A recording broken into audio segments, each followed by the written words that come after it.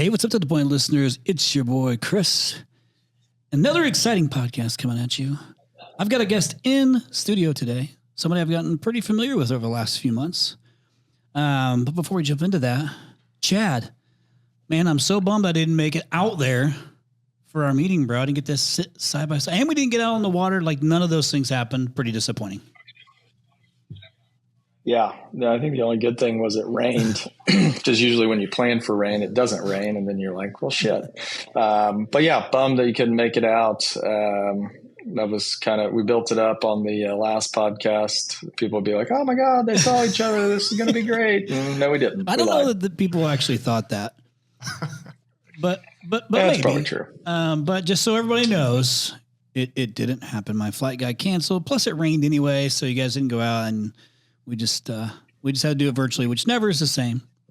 But I did still get in there. So yesterday was actually turned out pretty nice in the great state of Indiana. It's a nice little day. Yeah, it's a nice day.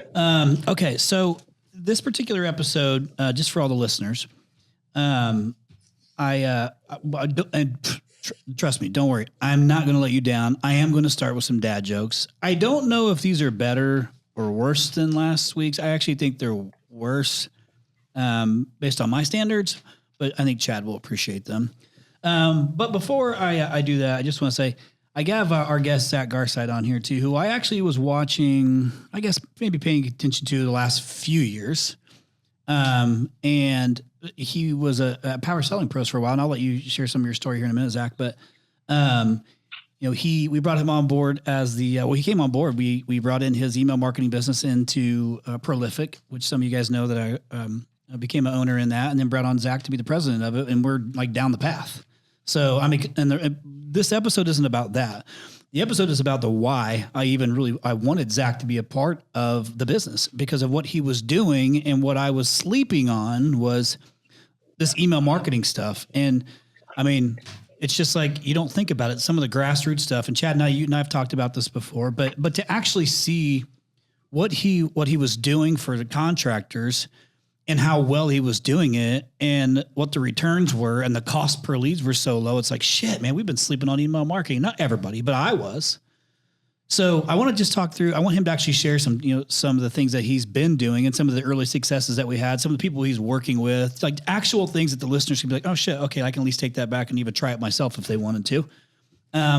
But before I do that, I don't want to let everybody down, more specifically Chad. So I'm going to jump into my dad jokes. Zach, are you ready for these? I'm ready. I have one too. And listen, I always tell everybody, if you know the answer, do not be ashamed. It's actually, a little notch on the belt if you know the answer. Okay. So Chad, you ready? Go for it, my friend. Bated breath, yes. Okay. So as we're going into, I think this episode, this episode airs, I think a few weeks after we're recording it. Not quite deer season, but we'll be shortly going into deer season there in the Midwest. So I thought, let's just throw in one little dad joke that involves some animals, that being a deer. Why did the deer go to the dentist? No deer went to the dentist, but they do. Why did the deer go to the dentist? Oh, I think I have a guess. Tail whitening. Ooh, that's a good one, but no. It has buck teeth. It has buck teeth. Yes. Hey. That was a good lead in, right? You got it. Nice job. I can't believe I got that. Nice job. Yeah, that was awesome. You really thought you were a real thinker. You're a real thinker. Chad, consolation prize, buddy. Nice job. Okay. Yeah. Staying along the the animal theme here, a cow has 4, but a woman only has 2. What am I?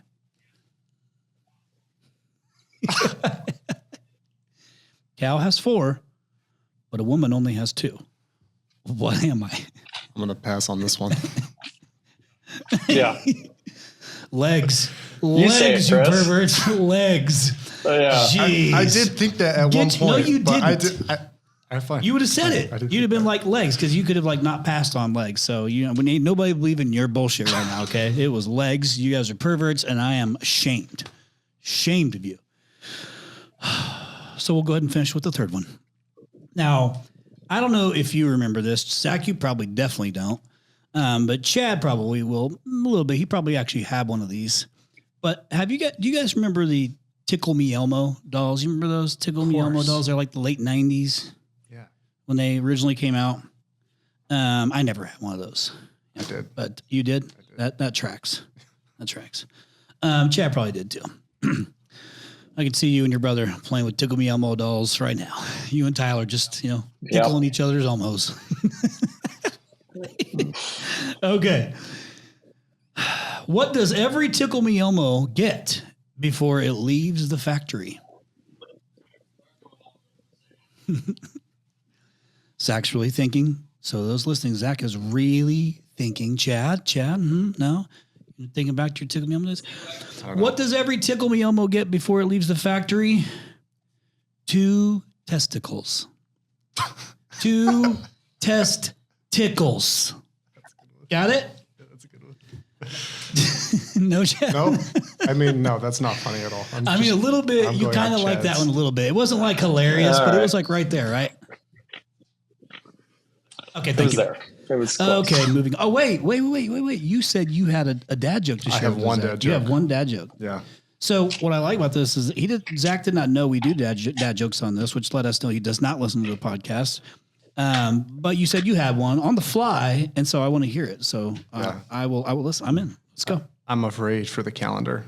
I'm scared for the calendar. You're scared for the calendar. Yeah. Because its days are numbered. Oh, Lord. No. Hit the other one. Go on. Yeah. Go on. That's a good one. Yeah, that is not good. Okay, we'll moving try on again next time. to our listeners. I apologize for Zach's lame dad joke, and we will maybe Chad can overcome it. He always comes up with one. I'm sure he's got some good ones in his back pocket. Yeah, I can see your eyes on another screen. You're looking. You're searching right now. Hey, you guys stay up on that microphone. Yeah, If you want anybody exactly. to hear, I you gotta come closer? be up Yeah. on it. Okay, Sorry. you're pulling a Ken Goodrich on us. Ken always talks like this, goes away from the microphone, then comes back, and then goes away from the microphone. Okay, so let's actually get into the topic of this podcast, like I was talking about. Now that we just wasted 7 minutes of everybody's lives, and again, this is like a little. We're not quite into fall, but this is just a little preparation, for it, and you really even the tail end of summer here because this is something that you could implement right away. And again, this is around like some grassroots stuff like email marketing. Okay. Again, don't shut this podcast off. If you do, you're going to let yourself down because this is some like simple, easy stuff that everybody can afford to do that you have access to, but you're just not using, or you're not doing it right. Or you're sending out email marketing. It's going into the dreaded spam folder, which nobody sees, right? That's like jail. Nobody wants to be there. But it's got a lot of low cost leads and it's very tactical. So, the one thing I appreciated about Zach was he had worked at Power Selling Pros for quite a bit, like 8 years or something. 8 years. 8 years, and then became CEO of it for a little bit of time, and then stepped out and did your own business, which your simplified email marketing company for like the last year or so or whatever it was, and I had no idea you were doing that until I was trying to pay attention. I was like, what the hell is this guy doing now?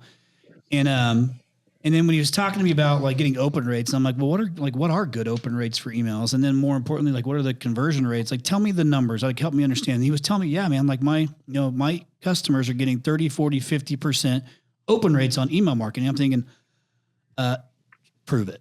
Show me, right? Because I was like a little skeptical. I'm like, that seems like, well, what the hell are you writing to get them to open it? You know what I mean? Like as a subject line, if it says something that is like free XYZ, free air conditioner, or whatever it is, like, okay, well, they might open and look at it. I'm just saying, like, I want him to prove it to me. And then I just want to see, like, how are actually people responding to these things? Like, what are the conversion rates looks like? Because at the end of the day, these people are trying to get leads from their email marketing. Like, that's why you do it, right? Yeah. So the open rate means nothing if there's no conversions. Fair? That's completely true. Yeah. So I just want to build, I thought, well, now that we're a few months in and I've seen, you bring on some more of our big players. Like I know you're going to work with the old Chatty P, and we got, I think Gainer, you're doing we're working with eco plumbers, electricians and HVAC technicians.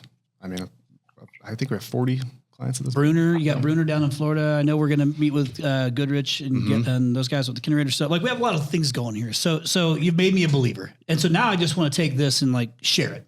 Yeah. Right. But maybe let's just go ahead and start with just a 30,000 foot view of your background. Cause I pretty much shared it, what you've done, but maybe just how you got into this, and then I'm going to go immediately into. I want these guys to leave this podcast knowing what they should be looking for or holding their whoever's doing their email marketing accountable for with open rates as well as conversion rates. Like what's the gap that they should be looking for to compare? Is it going good or not going good? So I'll second that part of it, but go ahead and kick off the 30,000 foot view of Zach Garside. Yeah, I appreciate it. First of all, you guys are awesome. This started in 2018, actually, when I was still at Power Selling Pros. I did an internship for digitalmarketer.com. And they have a sales team, they have a content team, they have people doing SEO, they have people doing customer success. There's this one guy there, his name is Ben Griffin, and he was the most interesting person at the company to me because while everybody's frantically chasing leads and sales, Ben would sit down at his computer, write an email, hit send, and then money would appear.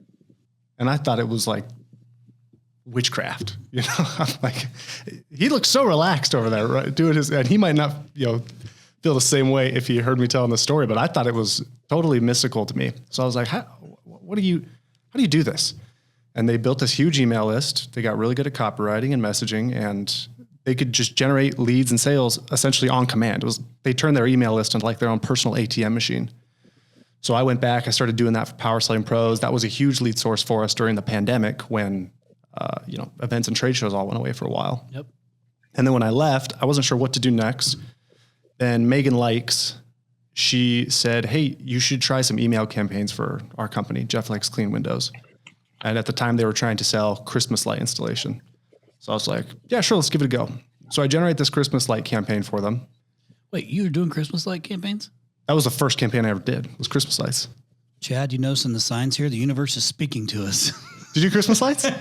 Oh, he doesn't. Not yet, he doesn't. That was the first campaign I ever did. And within like a couple of days of running that campaign, her CSR team was completely overwhelmed with leads. I mean, they were just completely swamped with 10, 20, 30, 40, 50. It just kept climbing the number of people who were replying to these emails wanting to get a quote for Christmas lights. I was like, oh, I didn't even expect it to work that well, right? I was like, yeah, they have a good size email list, and let's give this a go. And it started working really, really well. She introduced me to another company, and we basically figured out how to take the email list, get the emails out of the spam folder, get a ton of eyeballs on them, and then get people to not only call or schedule, but to reply to the email, which is kind of one of our like secret sauces, if you will. Everybody kind of puts email in the bottom of an email. They'll put a phone number or they'll put a schedule online link. Some call to action. Yeah. And those are good, but the call to action I have found actually works the best is reply to this email. And when people are checking their email, right, they might be at the grocery store, bored, procrastinating work, on the toilet, for heaven's sakes. Like they're not always in a position to make a phone call. Some do. But you can always tell when the echo is there that they're in the shitter. But when I say reply with the word tune-up, if you want to claim one of these spots on our calendar for, AC tune-ups, for example, next thing you know, CSR team is fielding 30, 40, 50, 100 replies from people who are like, oh yeah, give me a tune-up. Let me get that estimate. Let me take you up on this offer. So one thing led to another after working with Megan's company. We started working with other window cleaners, HVAC companies, a lot of garage door businesses, surprisingly. And we figured out how to use email to sell services that people only buy once or twice a year. That's great. And so you're like, hey, I got something here. Yeah. It became kind of a crazy, like, I didn't intend to do that as a business. I didn't know what I was going to do. I was just exploring. But before you know it, I was basically freelancing for 15 clients. I think I accidentally started a business. Yep. With wife, 3 kids, one on the way. Yeah. Zach, why don't can you go a little bit deeper into this? Because if I'm sitting there, obviously I've talked to you, and so I kind of get what you're getting, what you're able to do. And this isn't just like, we've heard these things before. Yeah, I just run a Facebook ad and I just get all these leads. Like there's a little bit more to it. Like, so maybe just give listeners maybe just like some, and it can be high level, like the couple of things that like, here's what people typically do. here's how we do it a little bit different. You mentioned the one about like, how to make it easy for them to reply. Like, what are some of the other things that people should be thinking about that have dismissed email marketing? Like, it doesn't work. I can't make it work. It's silly. But you're somehow making it work. So there's got to be a reason why it's working and not working for others. Well, the first thing that any business, especially home service business, has to look at is, are your emails even making it to the inbox? That's thing number 1, 2, and 3 for us. Most people just assume it is, you think? Well, when I talk to contractors, I'll say, hey, what are your open rates right now? How many people are seeing the email? And they'll generally say something like 10 to 20% is like the range I get most of the time. And they just assume, yeah, that's how it goes. But that never made sense to me, because in my mind, I'm thinking, these are people who already know who you are, have some level of familiarity with you. How are only 15 to 20% of them opening your emails? So I started digging deeper. I brought this guy in named Andrew to help me test the domains of these clients. And we found, oh yeah, your emails are all landing in the spam folder. Like, nobody's even seeing them. You're going to the spam folder or the promotions tab in Gmail. So the first thing we do with any of our clients is get out of the spam folder, because it doesn't matter how good the messaging is or how good the offer is if no one sees it. And there's a lot of technical reasons for why the emails land in the spam folder. But it basically comes down to, do you have email set up properly? Most people will go create an account with MailChimp or Constant Contact or Service Titan Marketing Pro, and then they'll just start sending emails. But if you've ever noticed, when you do that, the email will say it comes from, and I encourage anybody who's listening to this, like, go send a marketing email, and go check to see who the email comes from when you send it. It'll generally say something like chad@petermanbrothers.servicetitanmail.io or .mailchimp.io. And that is problem number 1, because now you're sending emails from MailChimp or Service Titans. It's called their IP, which is a fancy term for, it's basically like their satellites. And if you're doing that, guess how many other businesses are also doing that? A lot. There's probably 10. So we're programmed to see that part, and you think, oh, this is a marketing, this is a spam, We're programmed to see that and not recognize the name, because Peterman Brother customers, Rhino customers don't, they don't want to get an email on behalf of Rhino from MailChimp, for example. And on top of that, other companies that are doing the same thing, if they're not good at email, you now suffer because of their performance. Other companies that are sending from the same MailChimp IP, if they're using bad practices, if they're sending spammy messages, you're suffering now because of it.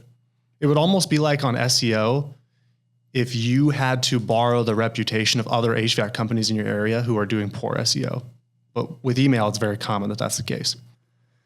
So we basically make it so companies are sending from their own actual domain, they're landing in the inbox, and then we turn our attention to audience segmentation. Because if you just send a blanket email to 100,000 subscribers in your database, you shouldn't be surprised when you're getting a 10, 15% open rate. But when you get really narrow and specific with it, like, let's send an email to people who got an estimate from us between 6 and 12 months ago and it's still open, then you can definitely expect a 40 to 60% open rate and a high response rate, because it's highly targeted. The list is smaller. Does that make sense? Yep.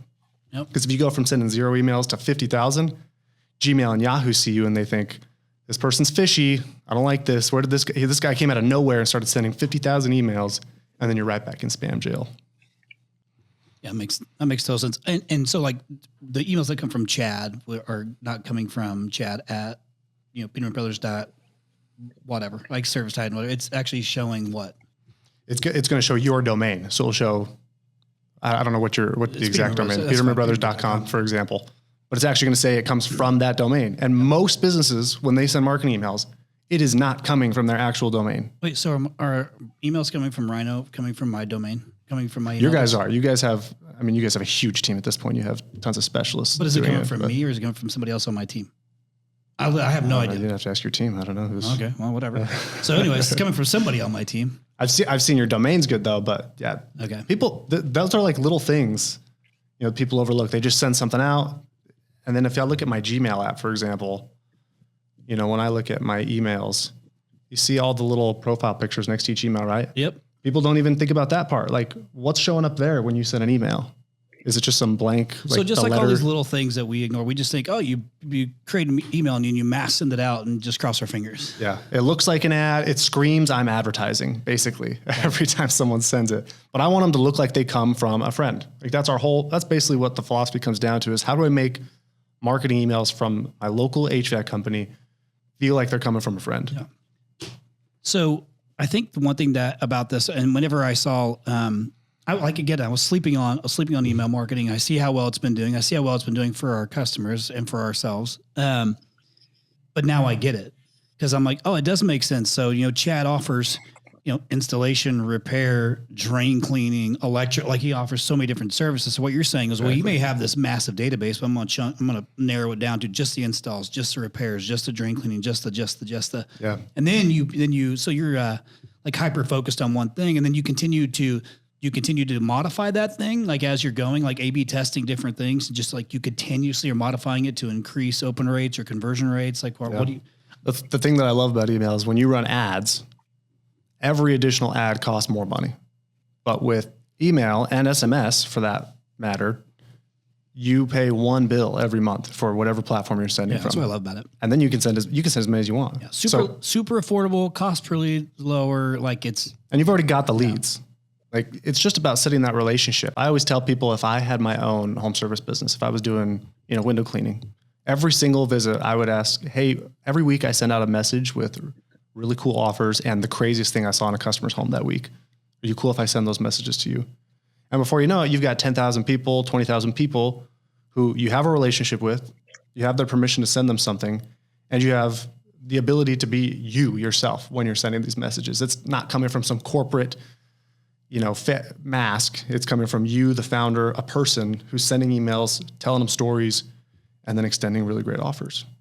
And open rates aren't, you got to have the conversion rate, but also there's something to be said about the fact that if you have 50,000 people on your list and 25,000 open an email from you every week, that's pretty great brand awareness too. Like, even if you're not getting one week, you get a huge response, a ton of leads, the next you don't. It's like, well, I still think the brand awareness is really powerful too. Again, because of the low cost of the channel, that person might not be ready to book now, but when they are, I bet you're the only one they think of, because you've been showing up consistently with value in their inbox. Yeah. I mean, go ahead, Chad. I was just going to say, I think the brand awareness piece is such a critical element, and I think it speaks to what Chris talks about a lot is, building that story around your brand. Like, are you just ABC heating, or is there a story around who you are, why you do it, how important your customers are? And to me, just like you said, they may see your TV commercial and your radio ad, but the minute that they get an email that's not just like, hey, buy this now, it's, telling a story, or, hey, we were at this charity event, or, hey, here's our technician of the week. And people are like, oh, shoot, I had Bill out to my house. That's awesome.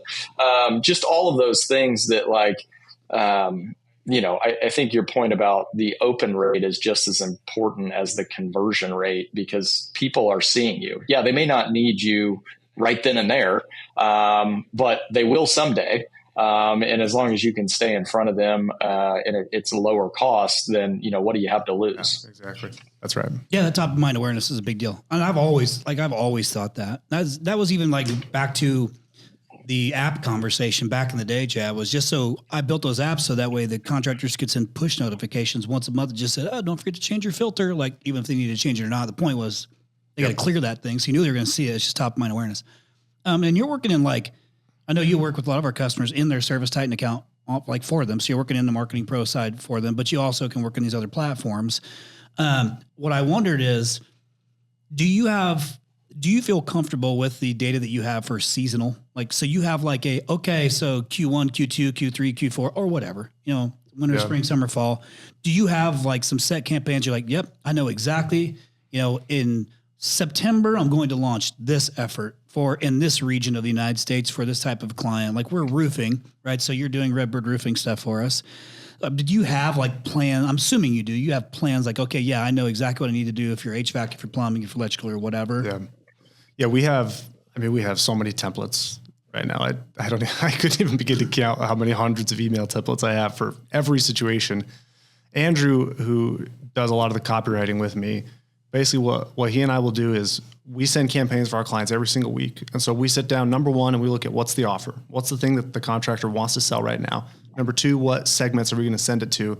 And number three, what's going on in the area? So we'll literally look at the weather report in the area. We'll look at what's happening in the news. If there's some kind of forecast, one of the best performing subject lines for a heating and cooling company, for example, is this week's forecast as a subject line. That's it. All you got to do is say, from name says Chad Peterman, subject line says this week's forecast. And you're going to get 50% open rate people who want to check the forecast. And the top of the email is literally a screenshot of the forecast from like Google Weather.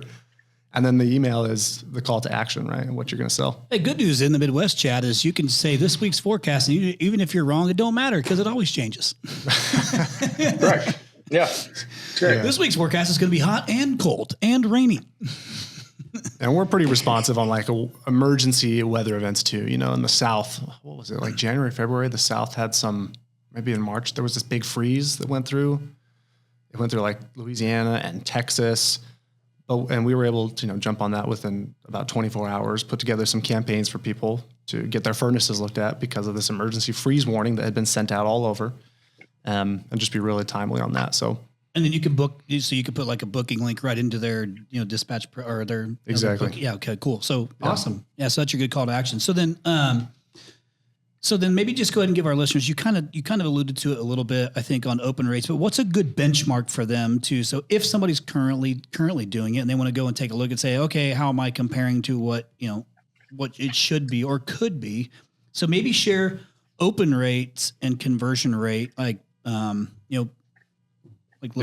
give me some ballparks there on what you deem successful for Prolific. Regardless of list size. So I've been throwing out a lot of numbers, but whether you have 2,000, 20,000 or 200,000 people on your list, you should aim for a 30 to 50% open rate all the time. If it's below 30%, I don't panic, but I start to pay attention. I don't want it to go below 25 to 20%. If it's below that, I think you're in the spam folder. So that's the open rate conversation. And then on conversion rates, as a general rule, I think you should hope/expect a 1% to 2% response rate on your email marketing on any given month. That obviously depends on your market, your email list, your brand.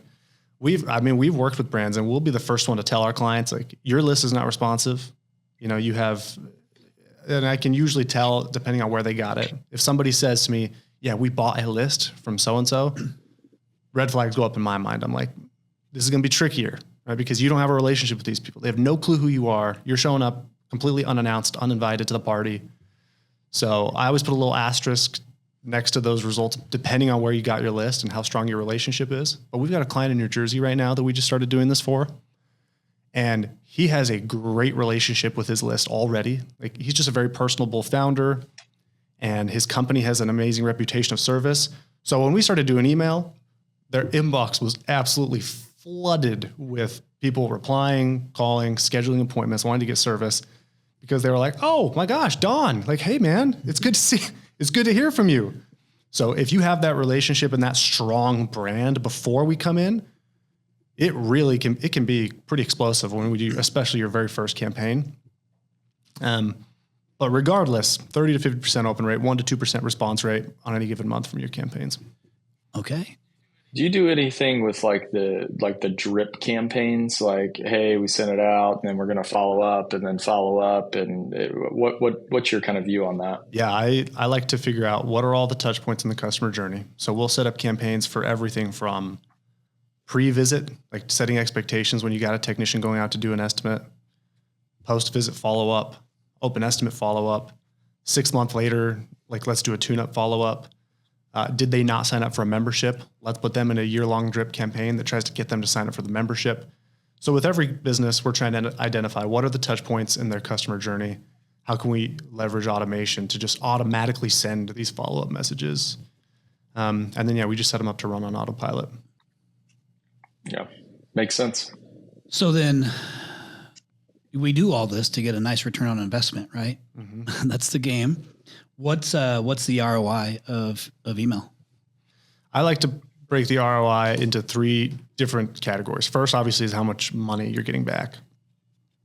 And you look at the platform costs. Any platform you spend money on it's gonna depend on how big your list is. But if your average ticket is $800, for example, and you're spending $200 a month on your email service provider, you only need one job, literally one job to pay your cost of email marketing. And if you have a list of 10,000 people, going off my 1% to 2% rule, what's 1% to 2% of 10,000? 100, 200, right? That's my, I'm a copywriter, I'm not a math guy. Okay. What's it? 100 times 800? 8,000? 80,000? 100 times 800? Yeah. 100 jobs at $800 average ticket. Clearly, Chris and I don't manage the numbers of our businesses. $80,000. Yeah, that's what I said. I'll send you guys calculator. That's what I said. I said 8,000. I'm holding my phone too in my hand, and I'm not even. 8,000. I said 80,000. Yeah. It sounded like you said 8. You clean your fucking ears. I mean, that'd be pretty. That's how I like to do the math on that. Prove me wrong. You're going to listen real clear. Chad's never listened to an episode since after we record him. He's going to listen to this one, and then he's going to send it to me and try to call me out. I mean, it sounds better now. But the first time you said it, I didn't hear that. Yeah, well, maybe. But I mumble too, so maybe don't that's worry true. about it. I don't know. Anyway, carry on. Yeah. I encourage every client to do that math. When they ask me the ROI question, I'm like, well, let's do the math on your email list. How many people are on that list? What's your average ticket? What would be best case scenario for you? And then we try to optimize campaigns to figure out how we can achieve that number. The second type of ROI is the brand ROI, right? Being there constantly every single week in the inbox, providing value and entertainment. Like I haven't talked a lot about what we do with the messaging, but there's entertainment value to our emails. Like we're not just throwing ads out there. So there's the brand ROI, the actual investment ROI. And then the third ROI is the clarity of messaging. Because without question, especially today with AI, contractors, I feel struggle to come up with a really, really compelling message on a consistent basis. And so you fall back on saying the same thing over and over again. But I think marketing is figuring out how to say the same thing without saying the same thing. And email allows you to do that, where you're coming up with now, if we have an email that hits, you can now repurpose that into ads, blog posts, social media posts, social media advertising. I mean, there's so many different things you can do because email is by far the fastest feedback channel for your messaging and offers to figure out what works. If your list responds really well, then the market's probably going to respond really well. So you can repurpose that into ads. Whereas when you're doing ads, it takes a little bit longer to get some feedback on whether your offers work. Yeah, but Zach, can I just use ChatGPT and do it myself and not pay you $1,500 a month to manage this thing for me? I'd love to see ChatGPT send the emails for you. I think that would be fantastic if it could make your audience segments and send your email. I would be using it. I don't know if you showed Chad, because I know that you have started to build your own little or your own AI tool that you continuously take the successful campaigns, you plug them in, so it keeps learning from itself to get better and better, to perform better and better and better. But yet you still have to take those and then manage them properly and roll them out and test them. And so it's so inexpensive. You for now, Prolific we don't charge enough for $1,500 a month for what you're putting into it. At some point in time, we're gonna have to increase the price for it. But for now, it's so cheap to do that. $1,500 to have somebody go and take care of all the stuff to get those kind of open rates and it turn into jobs to me is like a no brainer. That's why I really want to do this podcast, is because it's so inexpensive. It's so inexpensive to do, and you can run this sucker year round, and it works. And it works well. So that's why I just want to know. At the end of the day, what sold me on everything was when you showed me the open rates, I was like, cool, I'm paying attention. 30, 40, 50%. Literally everybody that I texted, I mean, Chad included, whenever I found that out, I was like, dude, what are your open rates? And they're all like, 10, 15, 20, 10. This guy's getting 30, 40. I'm like, yeah, dude, just have him show you, pull it in and show you. But there's a lot of work that you've done behind it, and just continuously throwing this thing into the platform. It's constantly learning. You're just ahead of the game on your integration of utilizing AI into making these things perform better. Yeah. And you keep adding into it. Yeah. We add whenever something works, we're training it. We're trying to figure out how to make, our jobs as easy as possible so we can help as many contractors as possible. And keep them out of the spam folder. And keep them out of spam folder. Keep it landing in the inbox.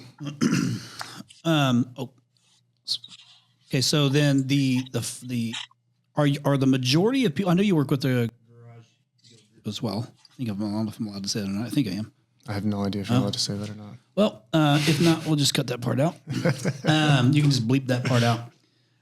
But are you working mostly in Service Titan accounts or House Call Pros or whatever? Or are most of your clients working in their FSMs? I think we're about half right now, half in Service Titan, half not in Service Titan. The ones who are not using Service Titan are still might be using it as their CRM, but they're not using Marketing Pro. But Marketing Pro is getting some cool updates. They're making some cool stuff that's going to make our job a lot easier soon. And I don't know if I'm allowed to say this either, but we know how to use Marketing Pro 2.0 already, so that's great. Ahead of the curve on it. Well, yeah. Yeah. Well, it's not like it's a secret that we have a great integration with Rhino with Service Titan. So yeah. One thing that everybody always asks, and this comes along with anything that they're implementing in their business, is setup. How cumbersome, how difficult is setup when so somebody's like, hey, cool, I'd like to bring this on board, but guess what? It's summer. I don't have time for you, Zach, but I would really love to do this or at least get it set up for August, September, whatever. Yeah. Because there are some hiccups and there are some roadblocks in setup. So maybe let's talk through what they are, but the solution for them that can simplify this. Yeah. The first part is definitely the part where you can find the most roadblocks, which is getting out of the spam folder, because we've got to prove to Gmail and Yahoo that you are actually the person that owns your website. When you say, hey, we're about to send emails from prolificbranddesign.com, for example, and Gmail and Yahoo are saying, prove you own that domain. How do we know you actually do? And most businesses in general never take that step. They never prove to the email platforms that you actually own your website. Because if you think about it, there's literally nothing stopping me today from going and creating a MailChimp account and saying, yeah, I'm Cristiano at rhinoss.com. There's nothing stopping me from doing that unless you have authenticated your domain with those platforms. So that's the first thing we do. It's definitely the most technical. All it is, though, is we set up an email platform that's reputable. I keep referencing MailChimp, Constant Contact, and Service Titan Marketing Pro because those are the three we use most often. Pick a platform, and then we install DNS records. I don't want anybody to get too caught up on the technicalities of it. But basically, we go into the settings, we get this little line of code, and we put it on the place where your website's hosted. And that is what we do to prove that you own your domain. All the contractor wants to know is, are you doing that for them? Because they don't know what the We're doing it for them. We're doing it for them. As long as you connect us to the right person at your company that has access to it, that has access to your domain, we do it for them. Got it. And once that's set up, now we have a good platform. Now we've proven that you actually own your domain. The next thing is let's warm up your inbox.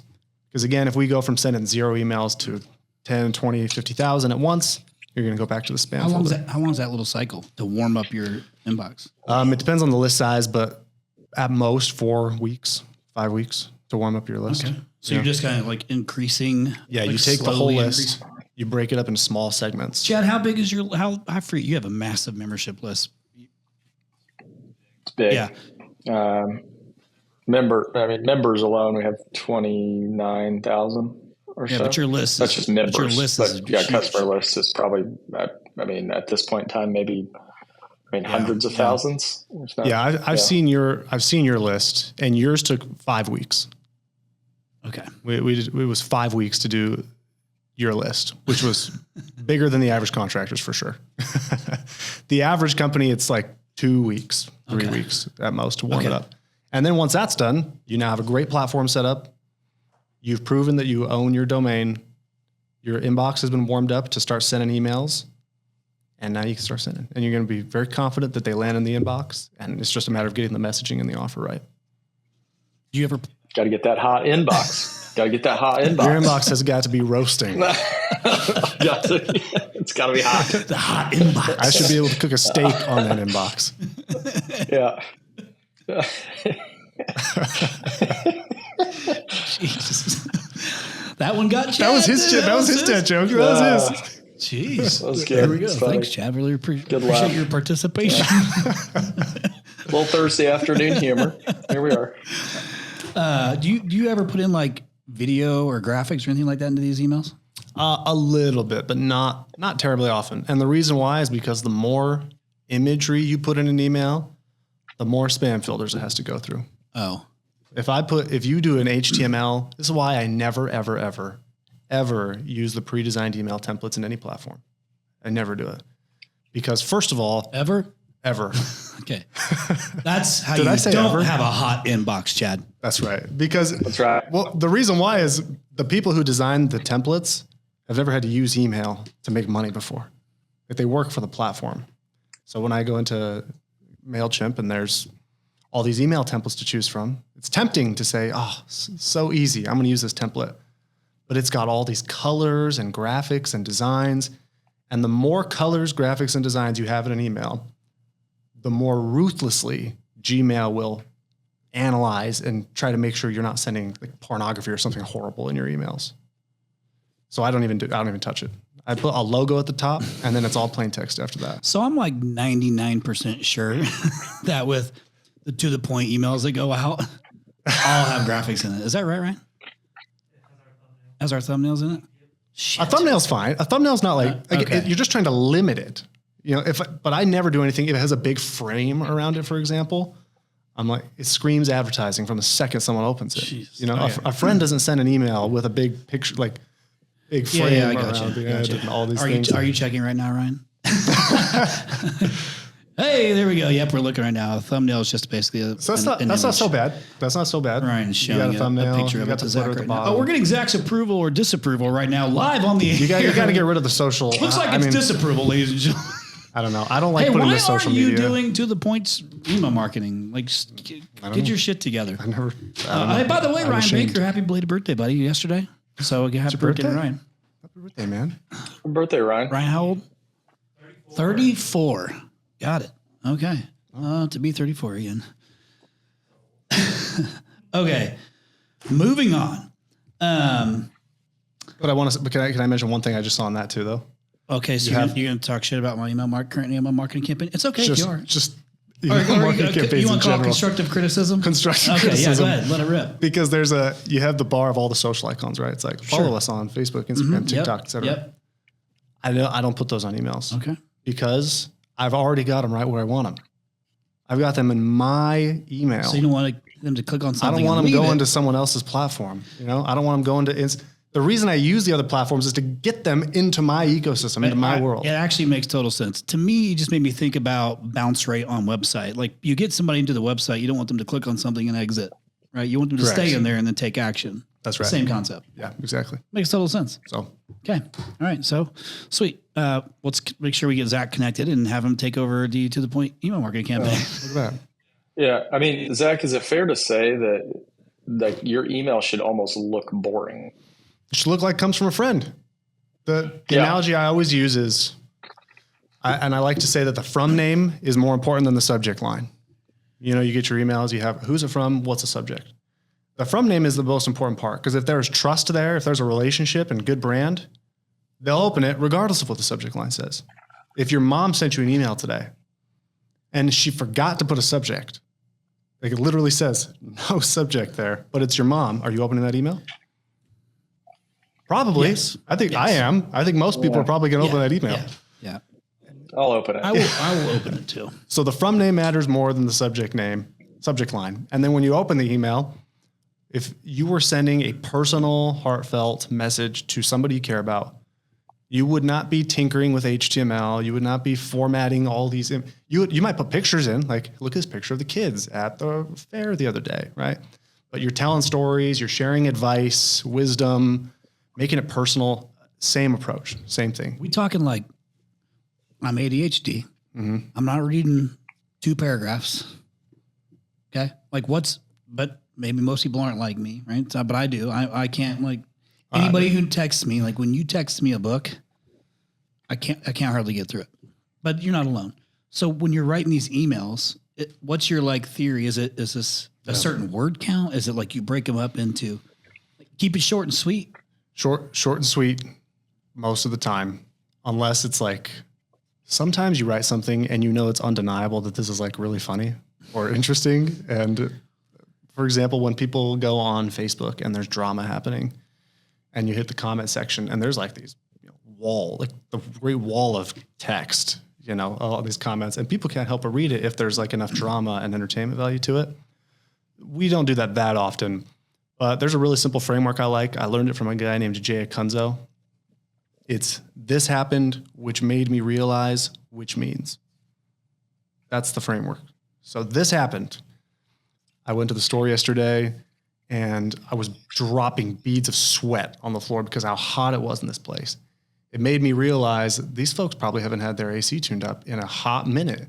How many homeowners in my area are feeling this way right now? Which means I've decided, as a way to give back to the community after my event of suffering at the local grocery store, we're running a $59 AC tune-up special. Call now, click to schedule online, or reply to this email to get service ASAP. And it's personalized. Yeah. Yeah. Gotcha. So there's like, this happened, which made me realize, which means, imagine if your technicians reported to you every day the craziest thing they saw in a customer's home or the most extreme situation, took a picture, and then that was your email. You just send that out to your customer list. Like, we were just doing a water heater flush, and look at the sediment in this. I mean, look at the inside of this water heater we saw the other day. You might not realize it, but yours might look like this too. If you want to make that problem go away, click to schedule now. Like that's all you have to do. Once you know you're landing in the inbox, it's that simple. We overcomplicate things. Yeah. Yeah. Every day. Yeah. I had the pleasure of waking up this morning and I heard Anna yelling from the bedroom, and I was clearing the kitchen, which if you've been in my house before, it's a really far distance. So she had to have yelled loud enough. I was like, oh God, something's wrong. Go back, go into the closet, and she says, splash, splash, splash. So she's stepping on the carpet and it's splashing. So clearly we've had a leak. Right on the other side of her wall is an a furnace. So I go outside, I open up the door, and there's water in the bottom of that thing about this much. So we had rain, a lot of rain 2 days ago. So somehow that thing leaked. Now we're trying to figure out, a leak. But if I'd have had somebody top of mind, there you go. I'd have known who to go to. Yeah. Instead, we said, find whoever can get here the fastest. And that's a great story. Like if I was a contractor and I heard that story and I fixed it, I'd use that story. There you go. I'd be like, I'd take a selfie with you in front of it, the job after we did it. I'd give it to my marketing manager and tell my marketing manager to write up a story and send it to the list. Easy. Perfect. There you go, Chad. Just go take selfies with everybody. Go run an email marketing campaign. Free selfies with Chad. That's right. I think it. That could actually be a pretty good campaign.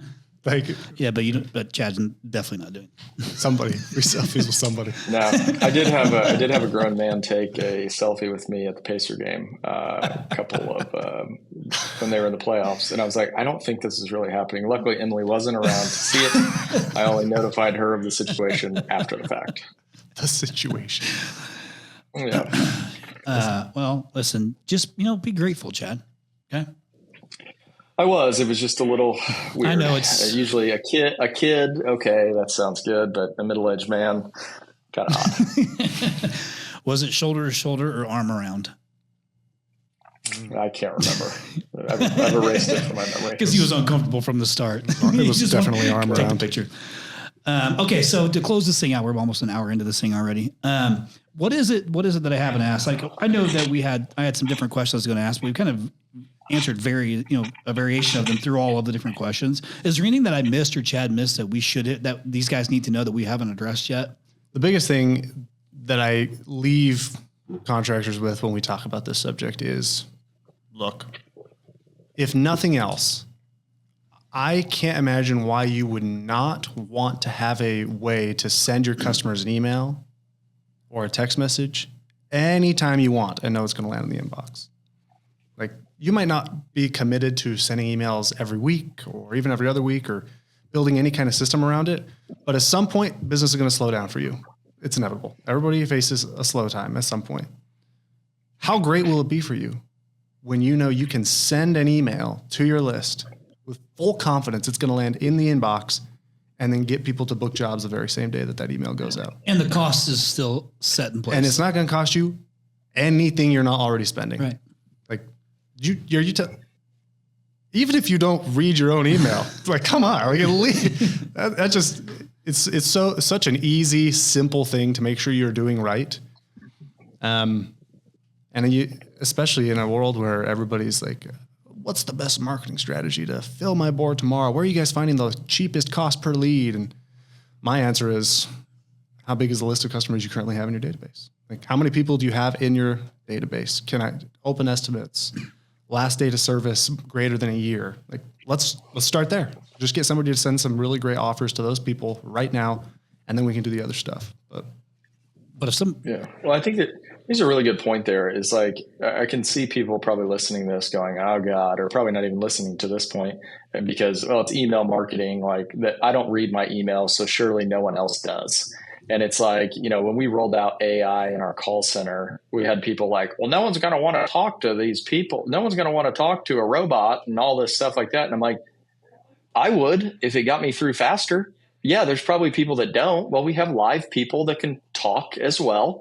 But I think you just got to be aware of what are all the channels that people do consume information. Yeah, maybe you're not one, or maybe you gave us the spam Gmail.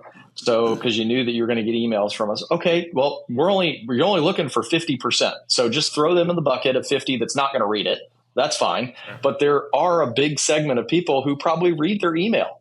And they do that, and texting and phone calls and all of these things. And I think just being well-rounded, where I feel like, as we said, email has been one of those things where it's like, oh my God, my inbox, this, that, and the other. And it's like, well, there are still people who consume that information. So why wouldn't you want to touch those customers? Maybe they're not the biggest, like pick up the phone people, but they'll easily hit schedule on a reply email. Email is the cockroach of marketing. It will not die. I was like, this went from a negative to a positive. I was like, it's not die. We're going to need to rethink that. People have been saying. I have the last line. I just come in and dunk on my whole thing. I'm like, you know what? Yep. No. I'm saying because it won't die. For 20 years, people have been like, email's dead, email's dead, email's dead, email's dead. Man, if you saw the numbers that I see, you would know email is definitely not dead.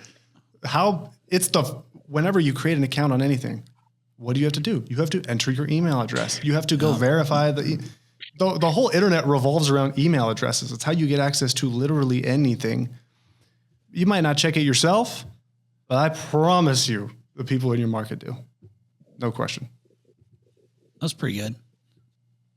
The cockroach of marketing. That pause in between. That was killer, dude. Yeah, thanks. You've used that before. Yeah, it's been a while, but I have used that before. Yeah, that was good.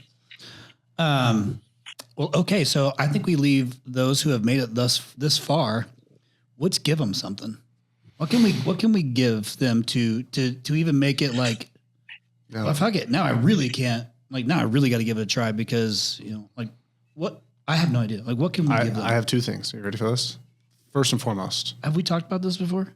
I sent you a Slack message once. Sounds great. You didn't respond. Okay, well, we're just gonna let it rip.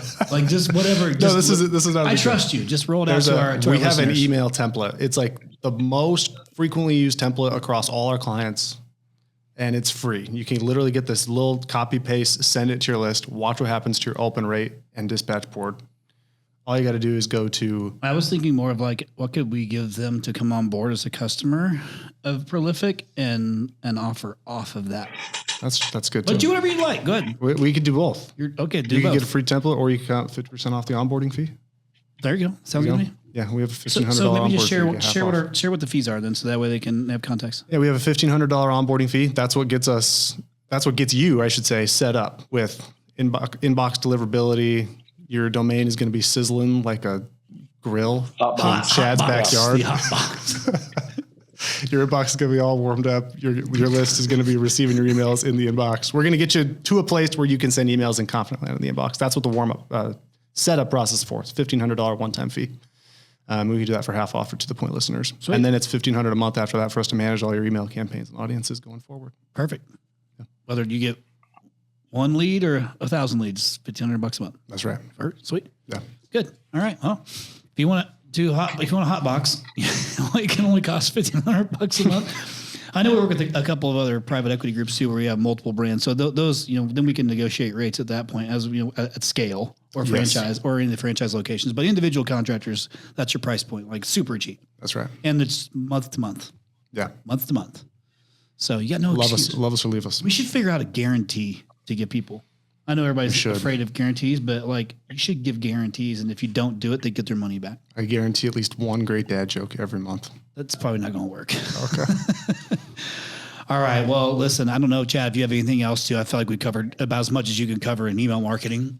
Yeah. I mean, I've talked with Zach I've talked for half an hour. I know he's talked with our team. I've got a whole other page of notes of things that I forgot to do or need to do or stuff like that. So I just urge listeners to, go act on this. This is kind of, to me, it was like when you sent that text message, it was like, holy shit, this is something I think we forgot about. Like, let's get back doing this. So I think it's powerful. We've talked so many times about, leads getting more expensive and, how do I get away from, being held captive by Google and all of this stuff. And to me, this is a great way to do it. We're always talking about how do you reactivate your current list? They already know, like, and trust you. And they probably have issues or probably have things that they've been putting up with for, weeks, months, because they just haven't had time. And then you're giving them the opportunity to go ahead and get, whatever it is that they have taken care of. There we go, man. Well, listen, Zach, appreciate you flying down here to do this. Absolutely. Did you only fly down here to do this in person? That's right. And to meet with me? Yeah. Cool. I just flew down here for this. Thank you.